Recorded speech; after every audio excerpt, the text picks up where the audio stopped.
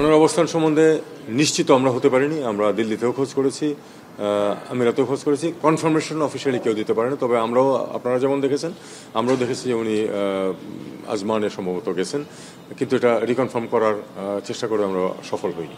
তারা যদি দেশে ফিরতে চান তাদেরকে অবশ্যই ট্রাভেল পাস ইস্যু করা যেতে পারে থিওরিটিক্যালি, এবং তারা দেশে ফিরে আসতে পারেন। ট্রাভেল পাস শুধুমাত্র one way travel to Bangladesh.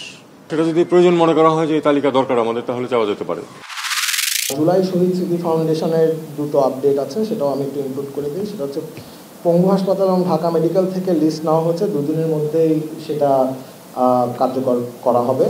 এবং এছাড়া ওনারা একটা হটলাইন নাম্বার প্রতিষ্ঠা করেছেন, যেটাও 2 দিনের মধ্যে যেটার কার্যকারিতা শুরু হবে। নাম্বারটা হচ্ছে 16000। মন্ত্রণালয় এবং ভোক্তা অধিদপ্তর যেটা অলরেডি টাস্কফোর্স, দুটো টাস্কফোর্স গঠন করা হয়েছে। একটা হচ্ছে জাতীয় ভোক্তা অধিদপ্তর এবং বাণিজ্য মন্ত্রণালয় মিলে, এবং আরেকটা হচ্ছে জেলা পর্যায়ে একটা টাস্কফোর্স গঠন করা হয়েছে। তারা সবাই সার্বক্ষণিক মনিটরিং করছে।